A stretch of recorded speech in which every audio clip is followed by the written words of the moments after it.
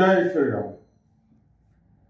बंधुओं, वर्तमान में पूरा भारतवर्ष राममय हुआ पड़ा है। हर व्यक्ति अपनी सुविधा अनुसार और सामर्थ्य अनुसार प्रभु श्री राम के कार्य में लगा हुआ है।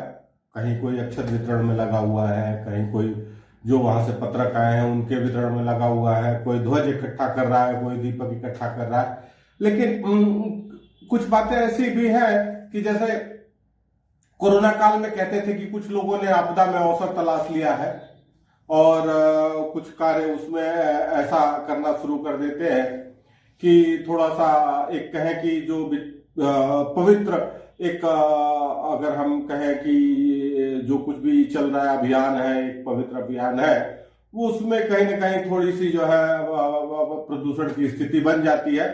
और वर्तमान में भी एक आध जगह ऐसा देखा गया कि कुछ लोग वैसे कोई ये ऐसा हम कहें कि कोई बहुत गलत कार्य नहीं है, लेकिन फिर भी ये ईश्वरीय कार्य है तो इसमें संघर्ष की स्थिति नहीं होनी चाहिए।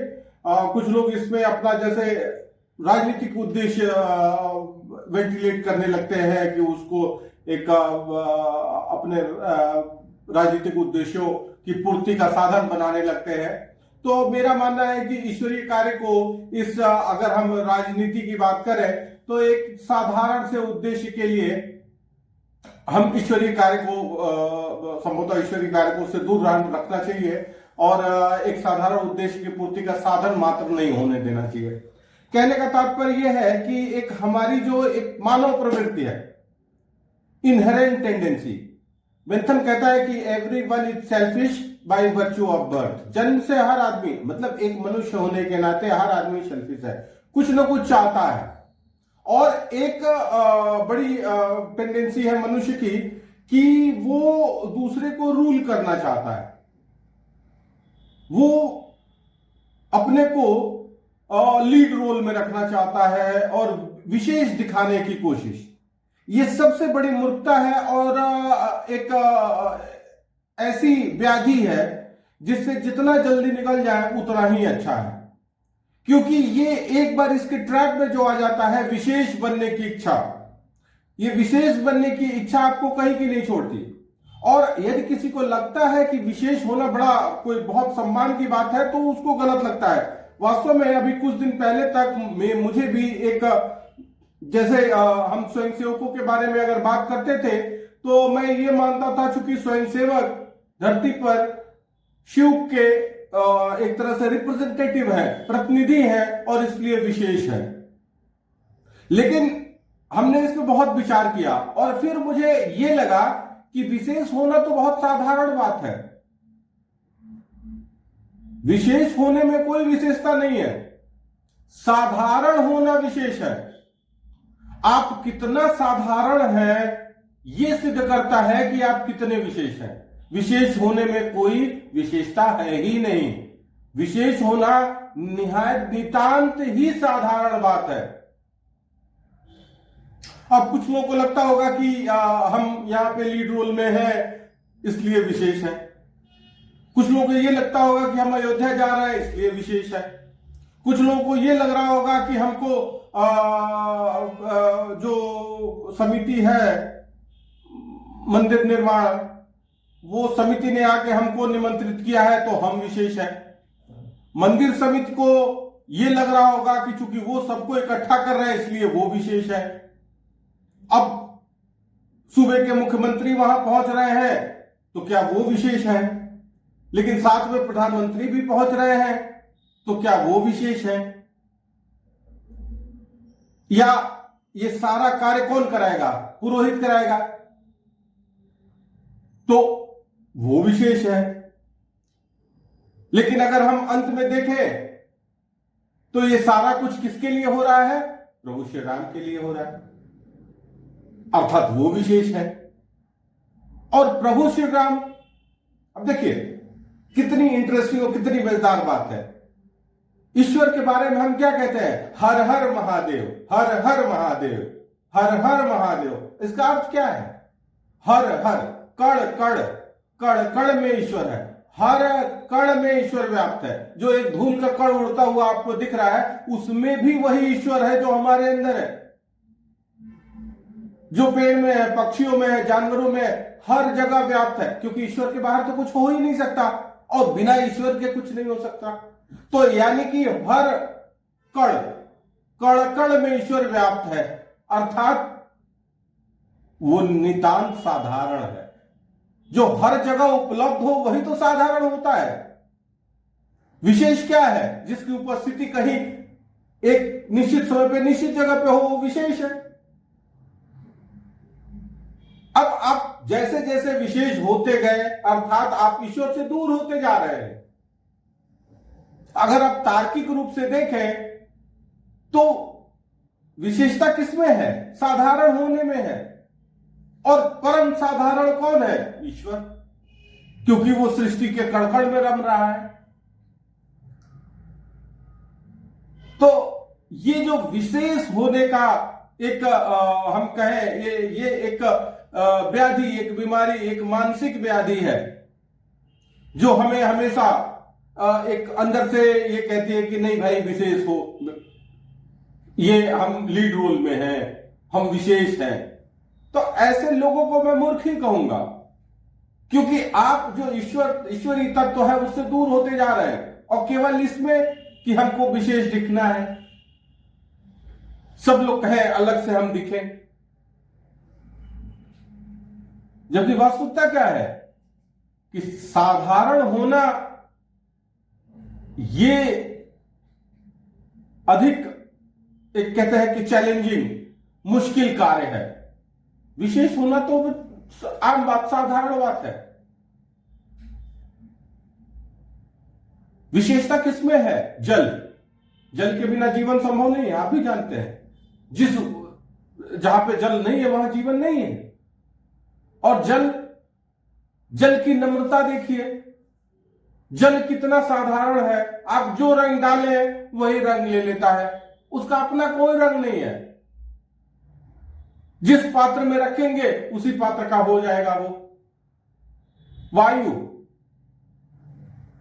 वायु कितना साधारण है। अगर वायु ना हो तो जीवन संभव नहीं है, और वो हर जगह है, कहीं विशेष स्थान पे तो नहीं है ना, लेकिन उसके बिना जीवन संभव नहीं है। वो साधारण है, वो हर जगह है, और तभी जीवन है। अगर वो विशेष हो जाए तो जीवन ही समाप्त हो जाए। आप जिस पात्र में वायु को रख देते हैं, उसी पात्र को वो उसी पात्र के अकॉर्डिंग, उसी पात्र के अनुसार वो अपने आप को व्यवस्थित कर लेता है, ढाल लेता है। इसी प्रकार जल है। आप उसमें शक्कर मिला दीजिए, मीठा हो जाएगा, उसमें नमक मिला दीजिए, खारा हो जाएगा, मिर्च मिला दीजिए, तीखा हो जाएगा। उसने अपनी कोई विशेषता नहीं रखी है। वो आपकी प्यास बुझाता है, उसके बिना आप जी नहीं सकते। उसका साधारण होना ही उसकी विशेषता है। तो जो जितना साधारण है वो उतना महत्वपूर्ण है। आप अगर कभी बैठ के चिंतन करें तो आपको इस बात का ज्ञान होगा कि जो भी वस्तु जितना ज्यादा साधारण है, उसके बिना जीवन उतना ही मुश्किल है। जो दुर्लभ है उससे कोई फर्क नहीं पड़ता, हो ना हो, हमारा जीवन रहेगा। सोना बड़ा महंगा है, हीरा बड़ा महंगा है, प्लैटिनम बड़ा महंगा है, अगर वो नहीं भी रहेगा तो जीवन चलेगा, कोई दिक्कत नहीं आएगी। उसकी सप्लाई बहुत कम है, कहीं कहीं मिलता है। हम उसको एक वैल्यू के स्टोरेज के रूप में देखते हैं और रख के अपने आप को धनवान समझते हैं। विशेष है वो, लेकिन उसका जीवन पे कोई महत्व नहीं, जीवन में उसका कोई दखल नहीं है। वायु, उसका कोई मूल्य नहीं है। जल, उसका कोई मूल्य नहीं है। वो कभी अपने को विशेष नहीं कहता, लेकिन उसके बिना आप जी नहीं सकते। तो जो जितना साधारण है वो आपके जीवन के लिए उतना ही ज्यादा महत्वपूर्ण है।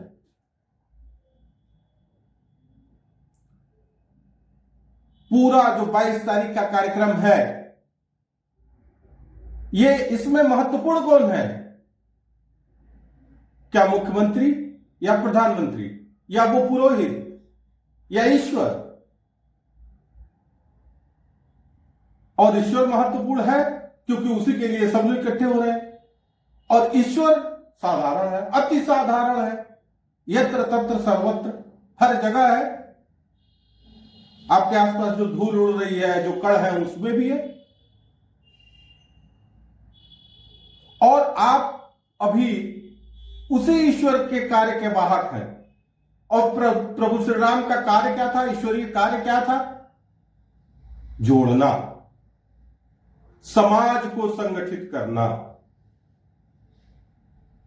हमारा इस समय से लेकर और 22 तारीख तक एक ही उद्देश्य होना चाहिए कि हम कितने लोगों को जोड़ लेते हैं, हम कितने साधारण हो जाते हैं, कितने लोगों के बीच में घुल मिल जाते हैं, अपने अहंकार का कितना त्याग कर पाते हैं, अपने को कितना साधारण बना पाते हैं, कितना सेवा दे पाते हैं। समाज को जोड़ने के प्रति हमारा भाव और समर्पण किस स्थिति तक जा सकता है, यही तो ईश्वरीय कार्य है। यही तो भगवान राम करने भी निकले थे। क्या रावण वध करना ही एकमात्र उद्देश्य था? नहीं, वो एक हम कहें कि एक उदाहरण प्रस्तुत करना चाहते थे कि एक राजा राजभवन में बैठ के समाज को नहीं जोड़ सकता है। राजा को समाज को यदि जोड़ना है तो राजा को महल छोड़ना पड़ेगा, सड़क पे आना पड़ेगा, लोगों के बीच में जाना पड़ेगा, साधारण व्यक्ति की तरह व्यवहार करना पड़ेगा। आप विशेष बन के किसी को जोड़ नहीं सकते। अगर आपको किसी को जोड़ना है तो आपको साधारण बनना पड़ेगा, द्वार खटखटाना पड़ेगा, नम्र होना पड़ेगा, हाथ जोड़ना पड़ेगा।